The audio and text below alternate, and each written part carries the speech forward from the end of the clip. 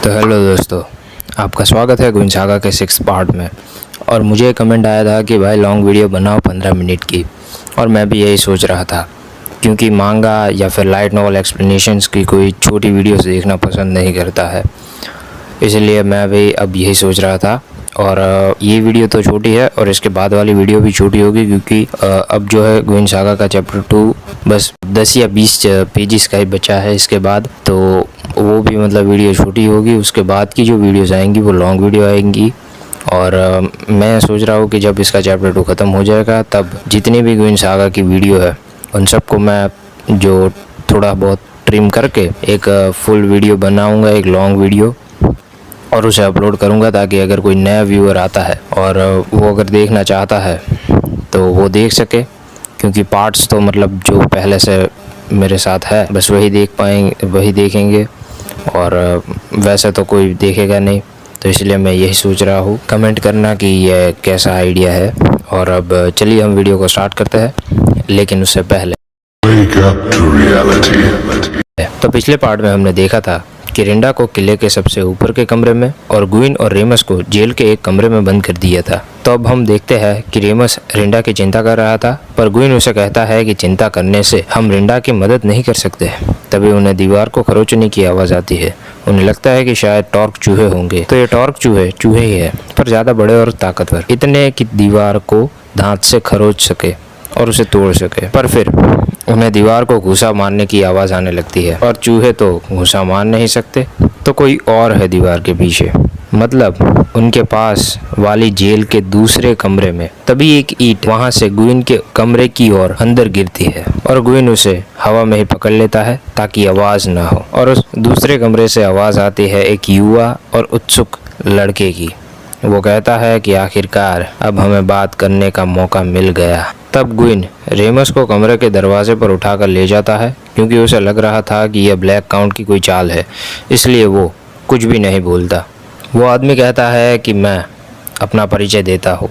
मैं मंगोल की राजधानी टॉरस में एक मर्सिनरी था कुछ दिनों के लिए। मर्सिनरी मतलब जो गट्स और ग्रिफिथ जो स्टार्टिंग में थे, मतलब बजर्क में भाड़े के सैनिक, बस वही, उसे ही मर्सिनरी कहते हैं। फिर मेरा कवच और तलवार छीनकर मुझे यहाँ फेंक दिया गया।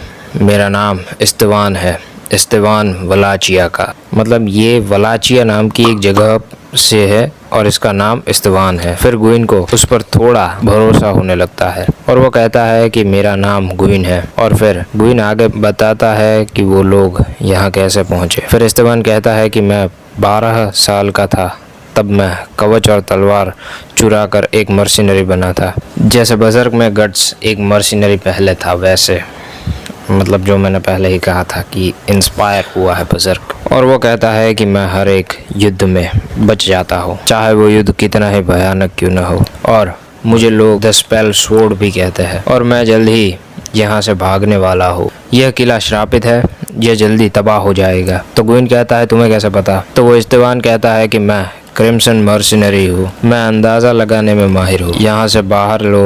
यहाँ से हर बार लोग गायब होते रहते हैं। मैंने यह दूसरे मर्सिनरीज से सुना है। मैंने टॉरस मंगोल की राजधानी में एक जादूगर से सुना है कि प्लेग बीमारी का एक ही इलाज है, इंसान का मांस और खून। और वेनन को प्लेग बीमारी है और इसके आसपास के लोग गायब होते रहते हैं। और पिछली बार जब वेनन ने एक टुकड़ी को सीक्रेट मिशन पर भेजा था तब एक घुड़सवार घोड़े पर से गिर गया और बाकी सब फिसल गए और कोई चिल्ला रहा था अल्फेटो अल्फेटो। तो रेमस कहता है कि ये तो नॉसफेरस में रहने वाले सेम लोगों के भगवान का नाम है। फिर गुइन रिंडा के बारे में बताता है और कहता है कि हमें उसे बचाना होगा। इस्तेवान कहता है कि सेम लोग इस किले पर हमला करने आने वाले हैं, इसी का फ़ायदा उठाकर मैं यहाँ से भाग जाऊँगा। और हमें अब रिंडा को भी बचाना है, तो हमारे पास बहुत कम समय है। मैंने वेनन को बहुत भला बुरा कहा था, और क्योंकि मैं एक मर्सिनरी हूँ मुझे सज़ा सिर्फ टॉरस के जनरल गुडो ही दे सकते हैं। पर शायद मैंने ज़्यादा बोल दिया, या वेनन को नियमों का पालन नहीं करना था, तो वेनन ने मुझे यहाँ इस जेल में फेंक दिया। तुम्हें पता है मैं अपने एक हाथ में एक हीरा लिए पैदा हुआ था और वहाँ एक भविष्यवक्ता ने यह कहा था कि मैं एक दिन एक राजा बनूंगा, मैं आज रात यहाँ से निकलने वाला हूँ। तो क्या आप दोनों? तभी ग्विन कहता है कि हम तीनों के पास यहाँ मरने का कोई अच्छा कारण नहीं है, लेकिन क्या तुमने कभी औरा के बारे में सुना है? इस्तेवान कहता है, मैंने पूरी दुनिया का सफ़र किया है, पर मैंने कभी औरा का नाम नहीं सुना। मेरे ख्याल से यह किसी औरत का नाम हो सकता है। फिर इस्तेवान उस छेद से ग्विन को देख लेता है और कहता है कि यह क्या है। ग्विन कहना शुरू करता है, पर तभी वो इस्तेवान कहता है कि वह ईंट वापस लगा दो, जेलर खाना लेकर आ रहा है, और ग्विन बंद कर देता है उस ईंट से उस छेद को। तभी दरवाज़ा खुलता है, वहाँ वही कैप जिसने रूडवुड जंगल से ग्विन को पकड़ा था वो आया है, और वहाँ वो जेलर भी आता है। वहाँ वो उस कमरे में मशाल लगा देते हैं, जिससे कमरे में थोड़ा सा उजाला हो जाता है। फिर वो ग्विन को कमरे के बाहर ले जाते हैं और वहाँ खाना रख देते हैं। अब पैरोस का राजकुमार कमरे में अकेला था, और वो डरपोक तो था ही, तो वो डरने लगता है। फिर इस्तेवान और रेमस की बातचीत होती है।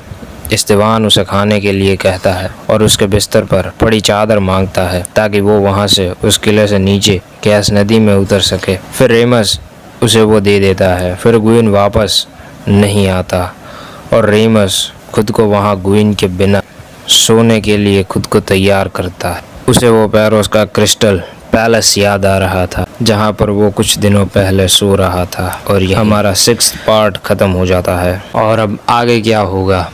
आगे दरअसल एक फ़ाइट भी होने वाली है, जो कि कहा था ना टूर्नामेंट करवाता है व्लाद, तो मतलब अच्छी है फ़ाइट। मैं उसको शायद वर्ड टू वर्ड कवर करने की कोशिश करूँगा।